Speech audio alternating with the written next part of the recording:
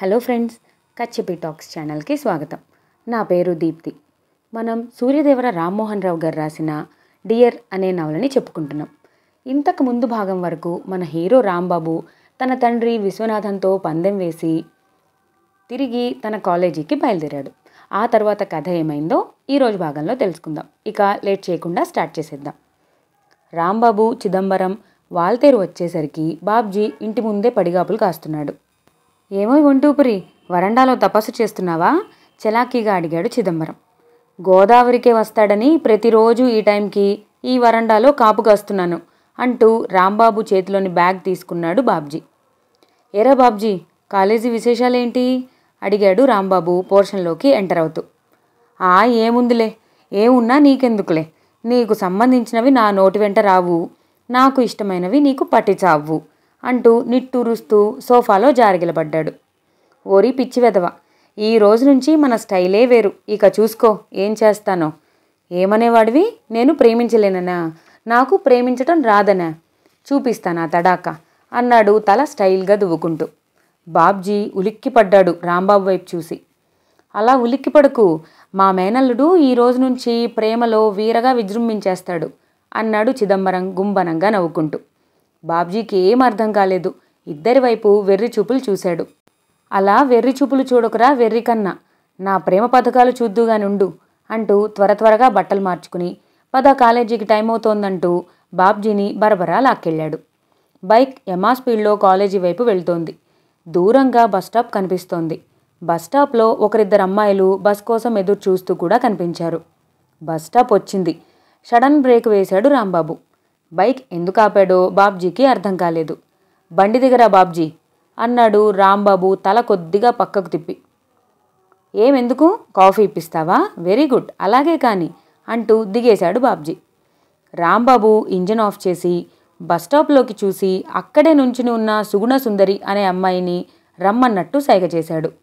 ఆ అమ్మాయి వెనుతిరిగి చూసి చుట్టుపక్కల చూసి అక్కడెవ్వరూ లేకపోవడంతో మరలా ఆశ్చర్యంగా రాంబాబు వైపు చూసింది. మిమ్మల్నేనండి, రండి లిఫ్ట్ ఇస్తాను రాంబాబు కాలర్ని స్టైల్గా సర్దుకుంటూ అన్నాడు. ఆ అమ్మాయి ముందు బిత్తరపోయింది. బాబ్జీకైతే దిమ్మెక్కిపోయింది. రాంబాబు మరలా సైగ చేశాడు ఆ అమ్మాయిని రమ్మన్నట్లుగా. అంతే, ఆ అమ్మాయి వెనుతిరిగి చూడకుండా ఒకటే పరుగు లంకించుకుంది. బాబ్జీ ఒక్కసారిగా పెద్దగా పగలబడి నవ్వాడు. ఓర్ని, నువ్వు లైన్ మొదలుపెట్టావన్నమాట. అదే అర్థమై చావక భయం పుట్టి పరుగు లంకించుకుంది ఆ పిచ్చిపిల్ల అంటూ ఇంకా నవ్వుతూనే ఉన్నాడు బాబ్జీ.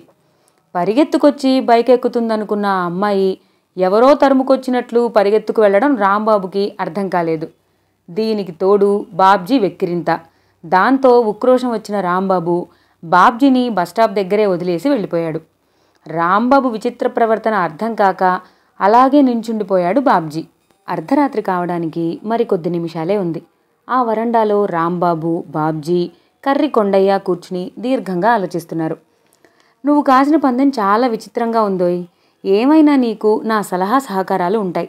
ఓ పని చెయ్యి, ప్రేమకు ట్రైల్ చెబుతాను, శ్రద్ధగా విను. మంచి బస్ స్టాప్ చూసుకో, అక్కడే కాపై. ఒంటరిగా అందమైన అమ్మాయి కనపడిందనుకో, కాసేపు ఆమె వైపు ఓర చూపులు చూడు. సన్నగా ఈలవై, కాళ్ళు చేతులు వణికించు. రాంబాబు పందెం గురించి చెప్పాడు గాని ఆ పందెంలో ఓడిపోతే పెళ్లి జరిగి తీరుతుందని చెప్పలేదు. మధ్యలో బాబ్జీ అడ్డొచ్చాడు. కాళ్ళు చేతులు వణికిస్తే నరాల జబ్బనుకుంటే? ఛ, నువ్వు నోరు మూసుకో, మధ్యలో అలా అడ్డురాకు. కాళ్ళు చేతులు ఆడించడం ఎందుకంటే డిస్కో, బ్రేక్, ఫంక్ లాంటి డాన్సులు వచ్చని చెప్పటానికి. వచ్చినా రాకపోయినా మధ్యలో ఇంగ్లీష్ పదాల్ని తెలుగులో స్పీడ్గా లయబద్ధంగా ఉచ్చరిస్తూ లా లలలా అంటూ తలూపాలి. తలూపితే మెడనరిం పట్టిందనుకుంటే? నిన్ను నోరుమూయమన్నానా? ఇలా చేయి రాంబాబు. మొదటి రోజు సీరియస్గా చూస్తుంది, వెంటనే సీన్లోంచి తప్పుకో. మరలా రెండో రోజు అదే టైంకి అక్కడికే చేరు. ఈసారి ఓరగా చూసి మెల్లగా నవ్వు. నోరు మూసే నాలుకతో ఓ బుగ్గను ఆడించు. అప్పుడప్పుడు పైకి పక్కకి చూడు. చేతిలో ఓ ఇంగ్లీష్ మ్యాగజైన్ పట్టుకుని దాన్ని గుండ్రంగా మడిచి కుడి చేత్తో పట్టుకుని ఎడంచేయి అరచేతి మీద మృదువుగా దరువు వేస్తూ ఉండు. ఓరు నాయనో, మీరు నిజంగానే లవ్లో పితామహులే. ఇంకేం రాంబాబు, అలా కానిచ్చేయి అన్నాడు బాబ్జీ హుషారుగా. రాంబాబు కొండయ్య చెప్పేది శ్రద్ధగా వింటున్నాడు. చిదంబరం ఈ వ్యవహారమంతా కిటికీ చాట్ నుండి గమనిస్తూనే ఉన్నాడు. సాయంత్రం 5 కావస్తోంది. జగదాంబ సెంటర్కి చేరుకున్నాడు రాంబాబు. మోటార్ సైకిల్ ఫుట్పాత్ ఎక్కించి వచ్చి బస్ స్టాప్లో నించున్నాడు. అప్పటికే ఓ యువతి ఒంటరిగా నిలబడి దిక్కులు చూస్తోంది. రాంబాబు సంబరపడిపోయి బస్టాప్లో ఓ మూలగా నిలబడ్డాడు. కర్రి కొండయ్య చెప్పింది ఓసారి జ్ఞాపకం చేసుకున్నాడు. వెంటనే చిన్నగా ఈల వేస్తూ కాళ్ళు చేతులు ఆడించటం మొదలుపెట్టాడు. అలా కదిలించాల్సి రావటం చాలా ఇబ్బందిగా ఉంది రాంబాబుకి. కానీ పట్టుదలగా ఉన్నాడు. నెల రోజుల్లో ఎడాపెడా ప్రేమించి పారేసి గొప్ప పేరు సంపాదించుకోవాలి. ధైర్యం చేసి ఓరగా చూశాడు ఆ యువతి వైపు. ఆమె రాంబాబు వైపు సీరియస్గా చూసింది. రాంబాబుకి చలి జ్వరం వచ్చినట్లయింది. వెంటనే హడావిడిగా వచ్చి బైక్ ఎక్కేశాడు. నేను చెప్పినట్లుగానే జరిగింది చూసావా? రేపు కూడా అదే టైంకి అదే బస్ స్టాప్కి వెళ్ళు. రేపు కాస్త నవ్వు, తెలిసిందా? జ్ఞానబోధ చేస్తున్నట్లుగా ముఖం పెట్టాడు కొండయ్య. కొండయ్యను చూస్తుంటే బాబ్జీకి ఏం అర్థం కావడం లేదు. ఎంచక్కా కాలేజీలో ఏదో ఒక అమ్మాయిని చూసి ప్రేమించక ఈ వీధుల్లో ప్రేమేమిటో అర్థం కావటం లేదు. చిదంబరం చాటు నుండి మొదటి రోజు ప్రోగ్రెస్ అంతా విన్నాడు. రెండో రోజు సాయంత్రం 5 గంటలకి అదే బస్ స్టాప్లో నిలబడి ఉంది ఆ యువతి. రాంబాబు హుషారుగా విజిల్ వేస్తూ బైక్కి స్టాండ్ వేసి వచ్చి నిన్న నుంచున్న స్థలంలోనే నుంచున్నాడు. నిన్నట్లాగే కాళ్ళు చేతులు వణికిస్తూ 5 నిమిషాల పాటు ధైర్యం కూడా తీసుకుని ఓరగా తల తిప్పి చూశాడు. అదే సమయానికి ఆ యువతి రాంబాబు వైపే చూస్తోంది. చిన్నగా నవ్వాడు రాంబాబు. ఆ యువతి కూడా చిన్నగా నవ్వింది. రాంబాబుకి కొండెక్కినంత పనైంది. ఆ సంతోషాన్ని పట్టలేక వెంటనే బైక్ ఎక్కి ఒక్కసారే 3rd గేర్లోకి వెళ్ళిపోయాడు. నీకు తలకాయ లేదేమయ్యా? ఆ అమ్మాయి నవ్వగానే అలా పారిపోయి ఎందుకొచ్చావు? దగ్గరికి వెళ్ళి మన దేవురు, మన టైం ఎంతయింది అని మాటలు కలపొద్దు. భలే వాడివయ్యా మందలిస్తున్నాడు కొండయ్య. ఓరినాయనో, వీణ్ణెవడూ బాగు చేయలేడు. అలా ఓ అమ్మాయి నవ్వితే ఏమిటి అర్థం? వెంటనే మాటలు కలపొద్దు. వెళ్ళు, రేపదే టైంకి అక్కడికే వెళ్ళు. నవ్వు, మాట్లాడు, ఐ లవ్ యూ అను. అంతే, పందెంలో నువ్వు నెగ్గినట్టే. బాబ్జీ హడావిడి పడిపోతున్నాడు. రాంబాబు హుషారులో తను చేసిన పొరపాటుకు నాలిక ఖర్చుకుని, లేదు, రేపే ఆ పని చేస్తాను, మాటలు కలిపేస్తాను, చూస్తుండండి అంటూ లోపలికి తొంగి చూస్తూ, మామా కమాన్, రేపే నెగ్గబోతున్నాను, రేపు మాటలు, ఎల్లుండి డ్యూయట్ అంటూ కేకేశాడు. అప్పటికే అవన్నీ విని ఉన్న చిదంబరం కంగారుగా బయటకు పరిగెత్తుకొచ్చి, ఒరే మేనల్లుడా, నేను చూస్తాన్రా అమ్మాయిని, రేపు నన్ను తీసుకెళ్ళవు అని గుంబనంగా అడిగాడు. మామ పథకం తెలియని రాంబాబు హుషారుగా ఓకే అన్నాడు. మూడో రోజు కరెక్ట్గా 5 గంటలకి రాంబాబు, చిదంబరం బస్టాప్ దగ్గర బైక్ దిగారు.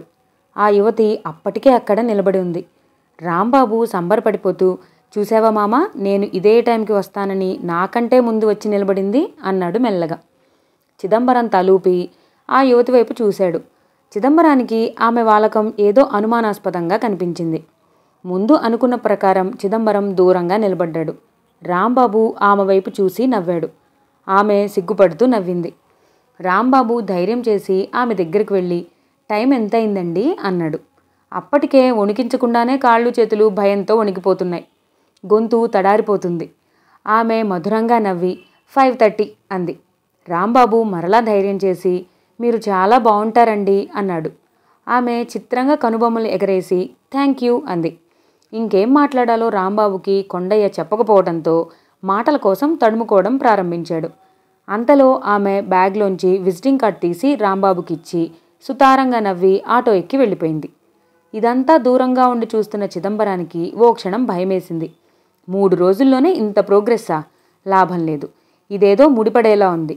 చెడగొట్టి తీరాలని నిర్ణయించుకుని రాంబాబు దగ్గరగా వచ్చాడు. చూసావా, నేను చెప్పినట్లు జరిగింది. వెళ్ళు, హుషారుగా ఆ అడ్రస్ పట్టుకుని వెళ్ళు. కొండయ్యకి కొండెక్కినంత సంబరంగా ఉంది. బెస్ట్ ఆఫ్ లక్ రా అన్నాడు బాబ్జీ. హుషారుగా బయలుదేరాడు రాంబాబు. మోటార్ బైక్ స్టార్ట్ చేస్తుండగా హడావిడిగా వచ్చాడు చిదంబరం. చూడు రాంబాబు, నీ సెలక్షన్ టాప్, నువ్వు గ్రేట్. 3 రోజుల్లో ఓ అమ్మాయిని లవ్లోకి దింపావంటే నీకు నువ్వే సాటి. నాకు గర్వంగా ఉంది నా మేనల్లుని చూస్తుంటే. ఈ దెబ్బకి మీ నాన్న ఓడిపోవలసిందే, లేకుంటే నా మేనల్లుడి మీద పందెం కాస్తాడా? రాంబాబు, మీ ప్రేమ ఓకే కావస్తోంది. నన్ను కూడా తీసుకెళ్ళావనుకో, మీ ఇద్దరిని దీవిస్తాను, ఏమంటావు అన్నాడు రాంబాబు వైపు సాలోచనగా చూస్తూ. రాంబాబు గర్వంగా తలెగిరేసి ఓకే మామ అన్నాడు బైక్ స్టార్ట్ చేస్తూ. రాంబాబు తన మేనమామను ఎక్కించుకు వెళ్ళటం కొండయ్యకి బాబ్జీకి ఎంత మాత్రం ఇష్టం లేదు. పైకంటే బాగుండదని ఊరుకున్నారు. రాంబాబు చిదంబరం అడ్రస్ వెతుక్కుంటూ వెళ్లేసరికి రాత్రి 7 కావస్తోంది. చిన్న వాల్తేరు మెరక వీధిలో ఉన్న ఆ యువతి ఇల్లు పట్టుకోవడం కష్టమే అయింది. మరోసారి ఇంటి నెంబర్ కరెక్ట్గా చూసుకుని తలుపు కొట్టాడు రాంబాబు. 2 సార్లు డోర్ నాక్ చేశాక తలుపులు తెరుచుకున్నాయి. ఎదురుగా ఆ యువతే. రాంబాబు ముఖం 1000 క్యాండిల్ బల్బులా వెలిగింది. ఆ యువతి కూడా మధురంగా నవ్వింది. రాంబాబును లోపలికి రమ్మన్నట్టుగా పక్కకు తప్పుకుని దారి ఇచ్చింది. అప్పుడు కనిపించాడు చిదంబరం ఆమెకు. ఆమె ఓ క్షణం ఆశ్చర్యపోయి వెంటనే తేరుకుని ఇద్దరన్నమాట, నో ప్రాబ్లం రండి అని అంది. ఆమె అలా ఎందుకందో రాంబాబుకి అర్థం కాకపోయినా చిదంబరానికి అర్థమై పెద్దగా పకా నవ్వుతూ చాలే రారా నీ ప్రేమ నువ్వు పిచ్చి వెధవ అంటూ బరబరా లాక్కెళ్ళిపోయి చెవిలో ఏదో చెప్పాడు. అది విని రాంబాబు అదిరిపడ్డాడు. భయంతో ఓ క్షణం వణికిపోయి లగెత్తుకెళ్ళి బైక్ స్టార్ట్ చేశాడు. 5 నిమిషాల పాటు కొట్టిన చోట కొట్టకుండా కర్రీ కొండయ్యను ఉతికి పడేశాడు రాంబాబు. హఠాత్తుగా రాంబాబు అలా కొండయ్యను ఎందుకు బాదుతున్నాడో బాబ్జీకి ఏం అర్థం కాలేదు. కారణం తెలిసిన చిదంబరం మాత్రం గడప మీద కూర్చుని తనివి తీరా నవ్వుకుంటున్నాడు. ఏంట్రా ఏమైంది, ఎందుకలా అందాల రాముణ్ణి అలా బాధేస్తున్నావు? బాబ్జీ రాంబాబుకి అడ్డొచ్చి అడిగాడు. నేను చెబుతాను అంటూ చిదంబరం జరిగిందంతా బాబ్జీకి వివరించాడు. బాబ్జీ నవ్వలేక పొట్ట పట్టు కూర్చున్నాడు. రాంబాబు ముఖం కందగడ్డలా చేసుకు కూర్చున్నాడు. ఇలా లాభం లేదురా రాంబాబు, అయినా నువ్వు ప్రేమించాలంటే మన కాలేజీ చాలదా? ఆ పిచ్చి కొండయ్య మాట విని బయటకు వెళితే అలాగే జరుగుతుంది. రేపటి నుండి మన కాలేజీలోనే మొదలుపెట్టు, మనం సలహా ఇస్తాం అన్నాడు రాంబాబు ఓ ఫోజిస్తూ. రాంబాబుకి అప్పుడే 5 రోజులు అయిపోయాయి, ఇంకా 25 రోజులే ఉన్నాయి అని హెచ్చరించాడు చిదంబరం. రాంబాబు ఉలిక్కిపడ్డాడు. తెల్లారింది. రాంబాబు బాబ్జీ హడావిడిగా కాలేజీకి బయలుదేరారు. వెనక్కు కూర్చున్న బాబ్జీ, నేను అమ్మాయిని చూపిస్తాను, ఆ అమ్మాయితో మాటలు కలుపు, కాఫీకి రమ్మని పిలువు, కాఫీకి వస్తుంది, కాఫీ తాగాక సాయంత్రం సినిమాకి రమ్మను, సినిమాకి వస్తుంది, హాల్లో లైట్స్ ఆర్పాక చెవులు కొరుకు. రాంబాబు మధ్యలో అడ్డొచ్చి, భోంచేసే వెళ్తాను కదా, మరలా చెవులెందుకు కొరకటం? అయినా మనిషి మాంసం విషం అని మా తాతయ్య చెబుతూ ఉంటాడు అన్నాడు అమాయకంగా ముఖం పెట్టి. బాబ్జీకి అరికాలు మంట నెత్తికెక్కింది. నువ్వెక్కడ దొరికావురా నా ప్రాణానికి? చెవులు కొరకమంటే నిజంగా కొరుక్కు తినమని కాదు, మెల్లగా గుసగుసలాడమని. నువ్వు బాగున్నావని, నీ చెవులు అలా ఉన్నాయని, నీ ముక్కు ఇలా ఉందని, నీ పెదాలు ఇంకెలాగో ఉన్నాయని ఇలా వర్ణించాలి. అదేంటి చెవులు చెవుల్లాగే ఉంటాయి కానీ అలా ఎలా ఉంటాయి? ఓరి దేవుడో, నీకు చెప్పడం నా వల్ల కాదు. పోని నువ్వేం మాట్లాడకు, ఆ అమ్మాయి ఏం మాట్లాడినా నవ్వు, బాగుంది అను. సినిమా చూసి బయటకు వచ్చేటప్పుడు రేపు పార్కుకి వెళదామని చెప్పు గద్దిస్తూ చెప్పాడు బాబ్జీ. మౌనంగా అలాగేనన్నట్టు తల ఊపాడు రాంబాబు. కాలేజీకి వెళ్ళగానే ఇద్దరూ క్లాస్కి వెళ్ళలేదు. బైక్కి స్టాండ్ వేసి బాబ్జీ రాంబాబు లవ్ కోసం ఎంచుకున్న అమ్మాయి రాక కోసం ఇద్దరు ఎదురు చూస్తున్నారు. రాంబాబుకి చాలా అసహనంగా ఉంది. తొందరగా ఓ అమ్మాయి దొరికి ప్రేమించడం మొదలు పెడితే బావుండు అనుంది. అదే విషయాన్ని బాబ్జీకి చెబితే ఎక్కడ తిడతాడోనని భయమేసి ఊరుకున్నాడు. ఓ 10 నిమిషాల వెయిటింగ్ తర్వాత అలవేలు మంగ అనే అమ్మాయి రావటం చూసి బాబ్జీ హఠాత్తుగా లేచి, రెడీ, వస్తోంది నీ ఊహాసుందరి, వెళ్ళిపో, ఎదురెళ్ళిపో అని రాంబాబు వీపు మీద పొడిచాడు. రాంబాబు ఉలిక్కిపడి బాబ్జీ చెప్పింది గుర్తుకు తెచ్చుకుంటూ ఎదురెళ్ళాడు. ఆ అమ్మాయి తలెత్తి రాంబాబు వైపు చూసి సిగ్గుపడి మెలికలు తిరగటం మొదలుపెట్టింది. రాంబాబుకి కంగారు పుట్టి జేబులోంచి తాళపు చేతుల బంచి తీసి ఆ అమ్మాయికిచ్చి, పాపం మీకు ఫిట్సా, ఐఎమ్ సారీ, ఇవి పట్టుకోండి అన్నాడు. ఆ అమ్మాయి రాంబాబు వైపు రౌద్రంగా చూసి కీస్ని విసురుగా నేలకేసి కొట్టి వెళ్ళిపోయింది. దూరంగా ఉండి చూస్తున్న బాబ్జీకి ఏం జరిగిందో అర్థం కాక పరిగెత్తుకు వచ్చి ఏం జరిగిందిరా అన్నాడు. పిచ్చి వెధవ, ఆ అమ్మాయి తప్ప నీకు మరెవరూ దొరకలేదా అన్నాడు రాంబాబు విసుగ్గా. ఏమైంది, ఆ అమ్మాయి బాగానే ఉందే అన్నాడు బాబ్జీ. ఆ అమ్మాయికి ఫిట్స్, నన్ను చూడగానే మెలికలు తిరిగిపోయింది. కీస్ పట్టుకుంటే ఫిట్స్ తగ్గిపోతాయని మా తాతయ్య చెప్పేవాడు, అందుకే కీస్ ఇచ్చాను. ఏమైందో ఏమిటో వాటిని విసిరి కొట్టి వెళ్ళిపోయింది అన్నాడు తన ప్రయత్నం వృధా అయినందుకు విచారిస్తూ. బాబ్జీకి పిచ్చెక్కినట్లయింది రాంబాబు చెప్పింది వినగానే.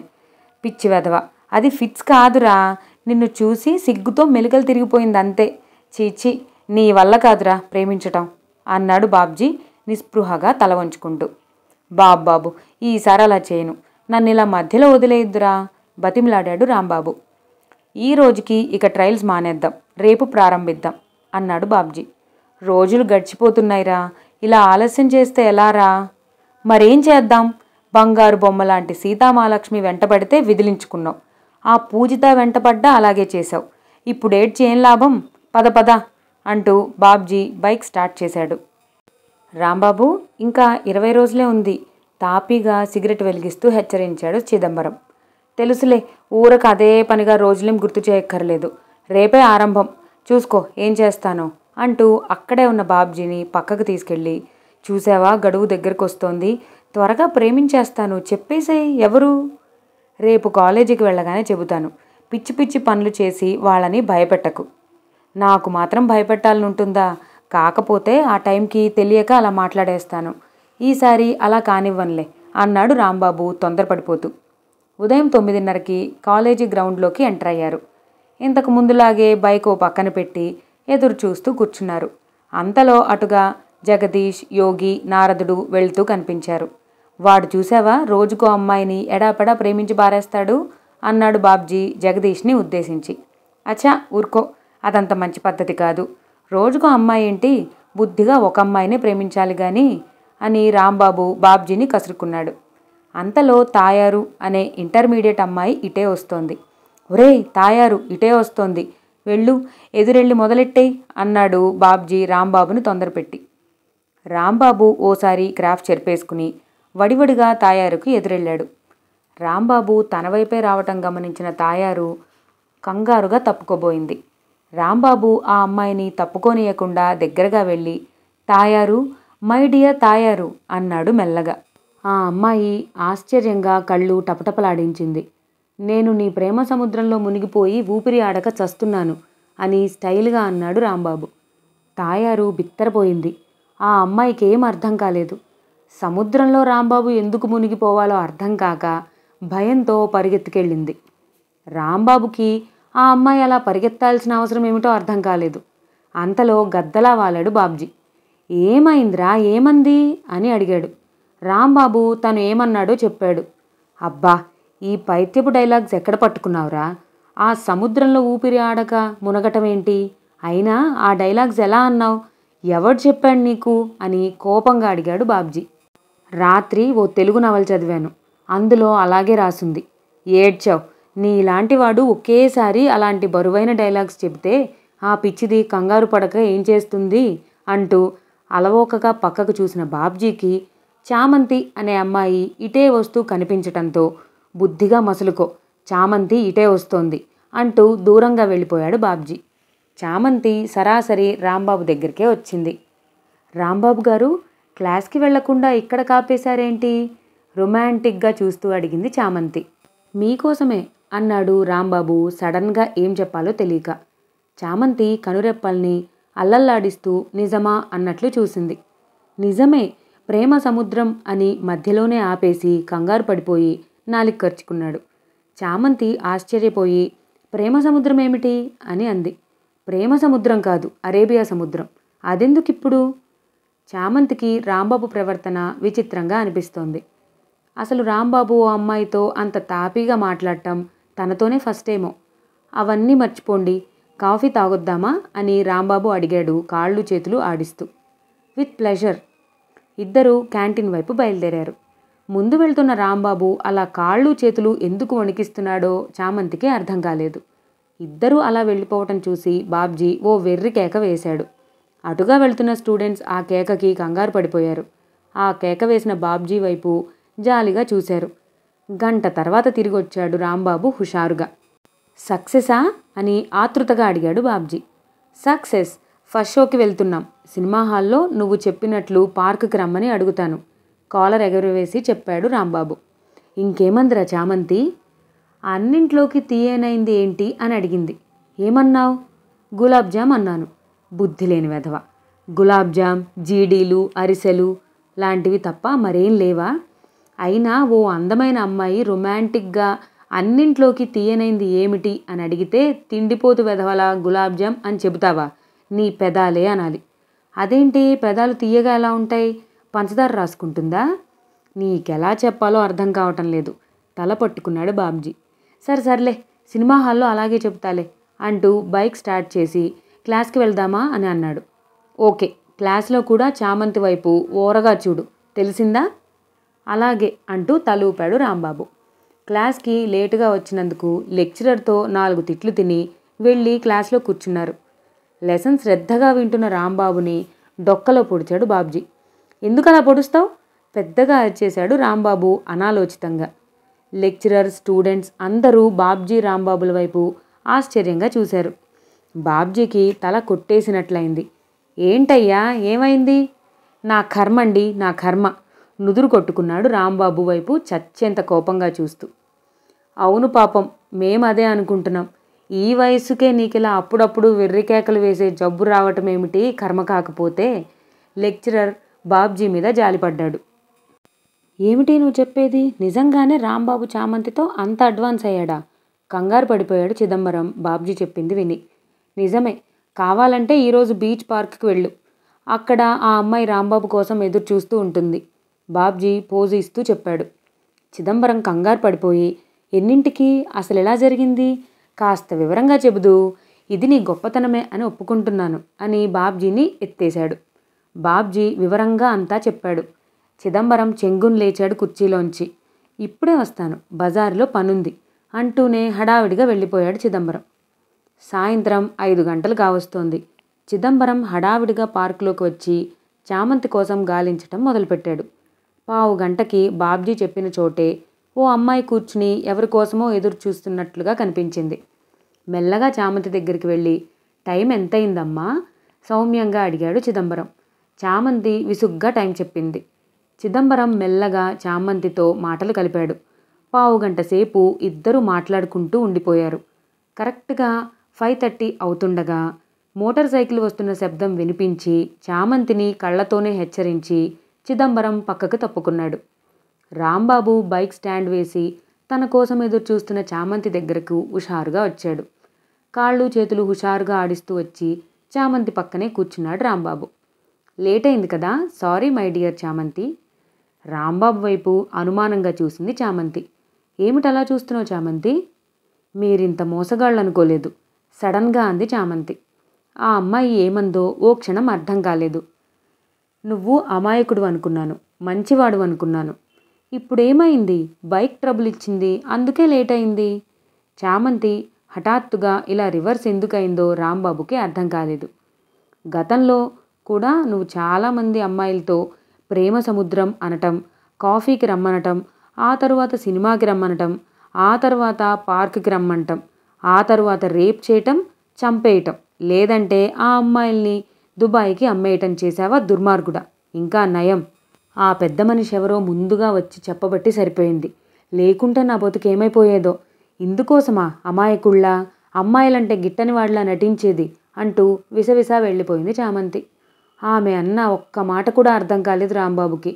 రేప్ చేయటం, దుబాయ్కి అమ్మటం అన్న మాటలు బొత్తిగా అర్థం కాలేదు. ఈ ట్రైల్ కూడా ఇలా మిస్ అవ్వడంతో నిస్పృహ చెందిన రాంబాబు సరాసరి రూమ్ దగ్గర తన కోసం ఎదురు చూస్తున్న బాబ్జీ వద్దకు బయలుదేరాడు. రాంబాబు లవ్ ప్రోగ్రెస్ కోసం ఎదురు చూస్తున్న బాబ్జీ వెళ్ళినట్టే వెళ్ళి వెంటనే తిరిగి వచ్చిన రాంబాబుని ఆశ్చర్యంగా చూశాడు. ఏమైందిరా, వెంటనే వచ్చేశావు? ఆ అమ్మాయి రాలేదా? వచ్చింది. మరి వెంటనే వచ్చేసావేం? నేను రేప్ చేస్తానట, అదవ్వగానే దుబాయ్కి అమ్మేస్తానట, ఇంకేవేవో తిట్టింది, నాకు అర్థం కాలేదు. అవును, దుబాయ్కి అమ్మేయటం ఏంటి? బాబ్జీ ఆపకుండా 2 నిమిషాల పాటు పెద్దగా నవ్వాడు. నువ్వు రేప్ చేయటమా, దుబాయ్కి అమ్మటమా? మరలా నవ్వటం మొదలుపెట్టాడు బాబ్జీ. రాంబాబుకి చిరాకేసింది. ఇదంతా కిటికీ నుండి గమనిస్తున్న చిదంబరం తన ఎత్తు పారినందుకు సంతోషిస్తూ మెల్లగా నవ్వుకున్నాడు. అప్పుడే 25 రోజులైపోయాయి, ఎలారా, ఓడిపోయినట్లేనా అని దిగులుగా అడిగాడు రాంబాబు బాబ్జీని. అంతలో కొండయ్య కల్పించుకున్నాడు. ఓ పనిచేయి రాంబాబు, నువ్వంటే ఇష్టపడే అమ్మాయిలున్నారని బాబ్జీ అప్పుడప్పుడు చెబుతూ ఉంటాడు కదా, పోనీ వారిలో ఒకరిని ప్రేమించేయి. ప్రేమించినా 5 రోజుల్లో ప్రేమ పండటం, పెళ్ళికి ఒప్పుకోవటం సాధ్యం కాదు. 5 రోజుల్లోనే పెళ్ళికి ఒప్పుకోమంటే చామంతికి వచ్చినట్లు అనుమానం కూడా వచ్చి తీరుతుంది. ఎలారా పాపం రాంబాబు? విచారం వెలిబుచ్చాడు బాబ్జీ. ఇంకెందుకులేరా రాంబాబు, ఓడిపోయినట్లు ఒప్పుకో, ఈ గొడవలు లేకుండా పోతాయి. చిదంబరం కల్పించుకుని సలహా ఇచ్చాడు. మేనమామ వైపు గుర్రుగా చూశాడు రాంబాబు. ఎవరికి వారు మౌనంగా కూర్చున్నారు. తాపీగా ప్రేమిద్దుగాని అని చెప్దామంటే పెద్ద హీరోలా నెల రోజుల్లో అని పందెం కాసి వచ్చావాయే. ప్రేమంటే ఓనమాలు తెలియదు, పందెం ఎలా కాసావు బుద్ధి లేకుండా. పోని ఇంకో నెల గడువు పెంచమని మీ నాన్న అడుగు అన్నాడు బాబ్జీ. ఆ మాటలకి చిదంబరం గయ్యం లేచాడు. పిచ్చి పిచ్చి సలహాలు ఇవ్వకు, మా వంశంలో మాట తప్పే అలవాట్లేదు అన్నాడు చిదంబరం కంగారు పడిపోతూ. ఓ పెద్ద వంశం, ఇది అయ్యే పని కాదులే రాంబాబు నిస్పృహగా అన్నాడు బాబ్జీ. ఉన్నట్టుండి రాంబాబు హఠాత్తుగా లేచాడు. ఒక నిశ్చయానికి వచ్చిన వాళ్ళ బైక్ స్టార్ట్ చేశాడు. బాబ్జీ కంగారుగా వచ్చి, ఏంట్రా హఠాత్తుగా ఎక్కడికి బయలుదేరావు? అయినా మనకింతవరకు ఒక అనుమానం రాలేదు చూసావా? చామంతికి నీ గురించి చెడుగా చెప్పిందెవరు? ఆ అవసరం ఎవరికుంది? బాబ్జీ అనుమానం వ్యక్తం చేశాడు. అప్పుడు ఉలిక్కిపడింది రాంబాబు ఒక్కడే కాదు, చిదంబరం కూడా. కూపీలాగితే తన వివరాలు బయటకు రావచ్చు. అప్పుడు రాంబాబు పందాన్ని అవాయిడ్ చేయొచ్చు. ఎలా? అయినా ఆ అమ్మాయికి తనెవరైంది ఎలా తెలుస్తుంది? చిదంబరం ఆలోచనలు ఇలా సాగుతున్నాయి. అవును, ఇంతవరకు ఆ ఆలోచనే రాలేదు చూసావా? పద ఆ అమ్మాయినే అడుగుదాం. లేకుంటే అంత ఘోరమైన అభాండాలు వేస్తోందా? అసలు దుబాయ్ ఒకటి ఉందని తెలుసు తప్ప ఆ దేశానికి అమ్మాయిల్ని అమ్ముతారని నాకు ఇంతవరకు తెలీదు. పనిలో పని ఈరోజు రహస్యంగా ఓ అమ్మాయిని చూపించు, రహస్యంగానే ప్రేమించేస్తాను పట్టుదలగా అన్నాడు రాంబాబు. బాబ్జీ లేచెళ్ళి బైక్ వెనక కూర్చున్నాడు. చిదంబరానికి కంగారు ఎక్కువైంది. రహస్యంగానే వీడు ఈ 5 రోజుల్లో ఎవరో ఒక అమ్మాయిని ప్రేమించేస్తే తాతయ్య తన కాళ్ళు ఇరగ్గొట్టడం ఖాయం. ఎలా? ఏమిటో నాకంతా అయోమయంగా ఉంది. ఈ రోజుల ప్రేమేమిటో నాకేం అర్థం కావటం లేదు. లేచి వెళ్ళిపోయాడు కొండయ్య. కాలేజీ వెనుక ఉన్న గ్రౌండ్లో కూర్చున్నారు బాబ్జీ రాంబాబు. ఇద్దరూ దీర్ఘంగా ఆలోచిస్తున్నారు. వాళ్ళిద్దరు అలా మౌనంగా ఓ చోట ఎందుకు కూర్చున్నారో అర్థం కాక చాలామంది స్టూడెంట్స్ వింతగా చూసి వెళ్తున్నారు. 10 నిమిషాల పాటు వారిద్దరి మధ్య ఏర్పడిన నిశ్శబ్దాన్ని ఛేదిస్తూ అడిగాడు బాబ్జీ, ఎవరని చెప్పింది చామంతి? చెప్పిందాకా ఎక్కడా, నేను దగ్గరకు వస్తుండగానే కంగారుగా పరిగెత్తింది. బాబ్జీ పకాపకా నవ్వి, నువ్వెక్కడ దుబాయ్కి అమ్మేస్తావేమోనని భయం పాపం బుజ్జితల్లికి. ఈ ఇయర్ బెస్ట్ జోకేంటో తెలుసా? ఇదే, రాంబాబు అమ్మాయిల్ని మోసం చేసి దుబాయ్కి అమ్మేయటం. అసలు నీ ముఖం చూస్తుంటే నాకు కూడా అలాగే ఉందిరా నవ్వటం ఆపకుండానే అన్నాడు బాబ్జీ సరదాగా. రాంబాబుకి అసలే చికాగ్గా ఉంది.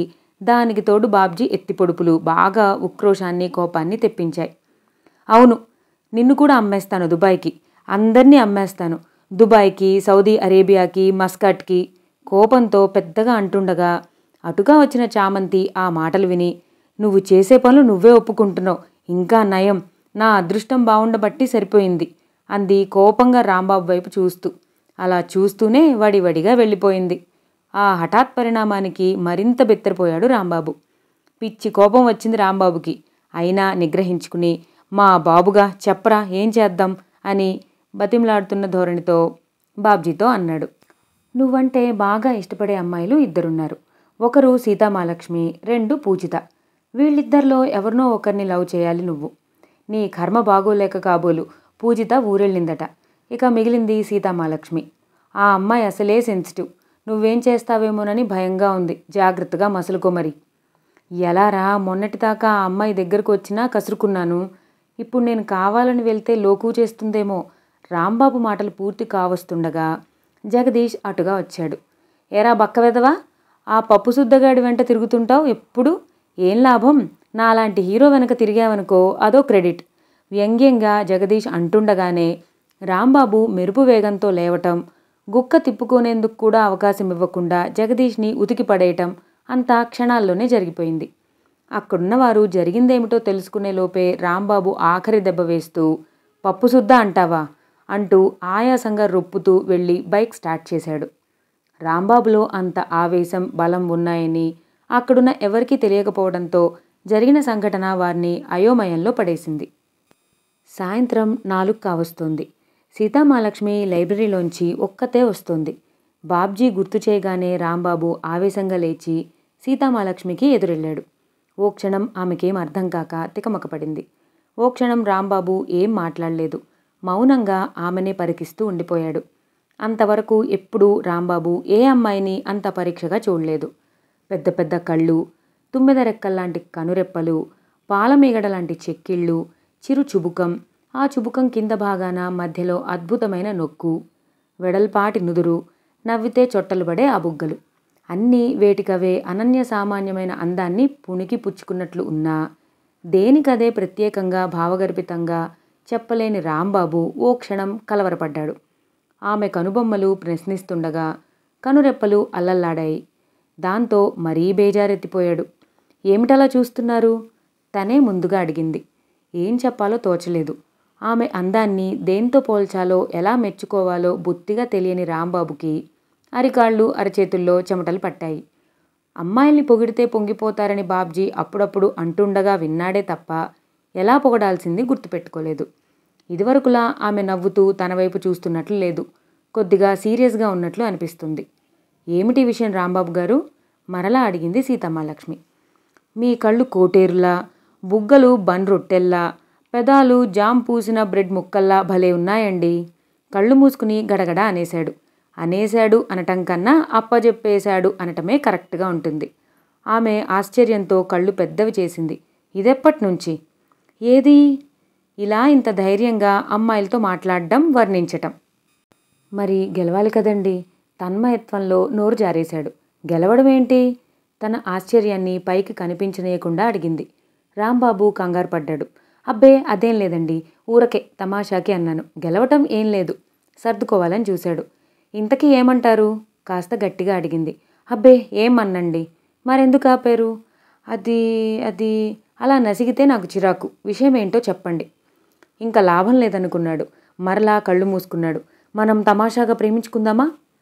సీతామహాలక్ష్మి గయ్యం లేచింది. తమాషానా? ఏం తమాషాగా ఉందా? ఎందరిని ప్రేమిస్తారు? ఓ రోజు తాయారు, మరో రోజు అలివేలు మంగ, ఇంకో రోజు చామంతి. ఇలా ఎందరిని ప్రేమిస్తూ వెళ్తారు? అమ్మాయిలంటే మీకు అంత తేలిగ్గా ఉందా? తమాషాగా ప్రేమిస్తారా? అసలు ప్రేమంటే తెలుసా మీకు? దుబాయ్ వ్యాపారం ఎప్పటి నుండి? తుళ్ళిపడ్డాడు రాంబాబు. బేలగా చూశాడు సీతామహాలక్ష్మి వైపు. వస్తున్న నవ్వును బలవంతంగా ఆపుకుంటూ మరలా అంది. ఇన్నాళ్ళు మీరు మంచివారనుకున్నాను. అమాయకులైన ఆడపిల్లల్ని భయపెట్టి ప్రేమించినట్లు నటించి రేప్ చేసి దుబాయ్కి అమ్మేస్తారా? మొదటి రోజు కాఫీకి పిలుస్తారా? రెండో రోజు సినిమాకి రమ్మంటారా? మూడో రోజు పార్కుకి ఇన్వైట్ చేస్తారా? ఆ తర్వాత? గద్దించింది సీతామహాలక్ష్మి. బిక్క చచ్చిపోయాడు రాంబాబు. రాంబాబు అవస్థను గమనించిన సీతామహాలక్ష్మికి భలే సరదాగా ఉంది. మరో పక్క కోపంగానూ ఉంది. ఆ కోపం రాంబాబు ఏ అమ్మాయితో పడితే ఆ అమ్మాయితో ప్రేమించుకుందామా అని అడిగినందువలన వచ్చింది. రాంబాబుకి సిగ్గుగాను అవమానంగానూ ఉంది. ఎంత త్వరగా ఆ అమ్మాయి నుంచి వెళ్ళిపోతే అంత మంచిదన్న అభిప్రాయానికి వచ్చేశాడు. ఆ అవకాశం కోసమే ఎదురుచూస్తున్నాడు. సీతామహాలక్ష్మికి రాంబాబు మీద జాలేసింది. తనకు తెలిసిన ఒక విషయం చెబుదాము అనుకుంది. కానీ అంతలోనే ఆ ఆలోచనని డ్రాప్ చేసుకుంది. ఇప్పుడే చెప్పేస్తే థ్రిల్ పోతుంది అని. సీతామహాలక్ష్మి ఇంకేదో అడుగుతుండగా వడివడిగా ఎవరో తరుముకొస్తున్నట్టుగా వెళ్ళిపోయాడు. సీతామహాలక్ష్మి నిండుగా నవ్వుకుంది. ఏమందిరా, ప్రేమిస్తానందా? కన్ను కొట్టకపోయావా? చెయ్యి పట్టుకోపోయావా? బాబ్జీ ఇలా చేసుండాల్సిందని గొప్పగా ఫీల్ అవుతూ చెబుతుండగా బాబ్జీ మీద పడి ఎడాపెడా 4 అంటించాడు రాంబాబు. బిత్తరపోయిన బాబ్జీ దూరంగా పరిగెత్తుకెళ్ళి రాంబాబు వైపు ఆశ్చర్యంగా చూశాడు. ఏమైంది? దెయ్యం పట్టినట్లు నన్ను కొడతావేం? ఏమవుద్ది ఆ దిక్కుమాలిన దుబాయ్ ఒకటి నా ప్రాణానికి. రేపు దుబాయ్. ఒరేయ్, నువ్వైనా చెప్పరా, నేను అలా కనబడుతున్నానా? దీనంగా అడుగుతున్న రాంబాబుని చూసిన బాబ్జీకి నవ్వు ఆగలేదు. విషయం అర్థమైపోయింది. ఇక లాభం లేదురా రాంబాబు. నువ్వు రేపులు చేస్తావని, దుబాయ్కి అమ్మేస్తావని ఆ చామంతి కాలేజీ అంతా టామ్టామ్ చేసుంటుంది. ఇక నిన్ను ఏ పిల్ల నమ్మదు. ప్రేమించి మోసం చేస్తారన్నా నమ్ముతారేమో గాని రేపు దుబాయ్ అంటే చస్తే నమ్మరు. అయినా ఈలోపే ఆ అమ్మాయి అందాన్ని పొగడకపోయావా? పొగిడాను. బాబ్జీకి అనుమానం వచ్చింది. ఏమని? కళ్ళు కోటేరులా ఉంటాయని, బుగ్గలు బండ్రొట్టెల్లా ఉంటాయని. ఇక నవ్వు ఆపుకోలేకపోయాడు బాబ్జీ.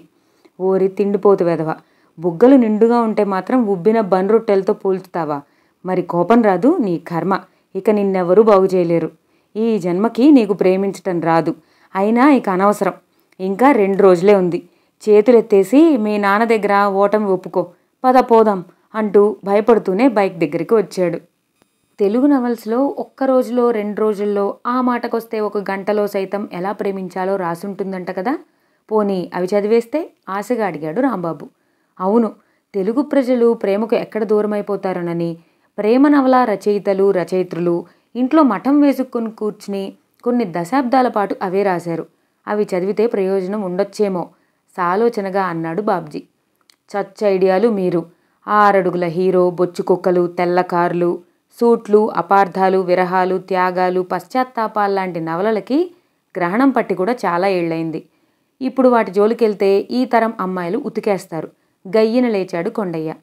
అదేంటి, అలాంటి నవల్స్ ఎలా రాయాలి, అసలు నవల్స్ ఎలా రాయాలనే శీర్షికలు పెట్టి భావితరాల రచయితలు రచయిత్రుల్ని తయారు చేసే బృహత్తర పథకంలో ఒకరిద్దరు తలమునకలై కూడా ఉంటే అంత తేలిగ్గా తీసిపారేస్తావు?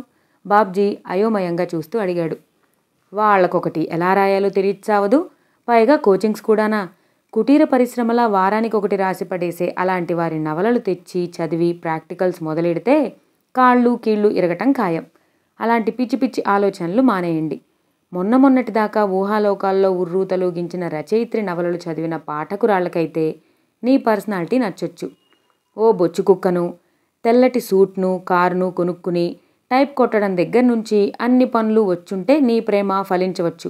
అయితే ఒక చిన్న ఇబ్బంది ఉంది. ఏంటది? సడన్గా అడిగాడు రాంబాబు.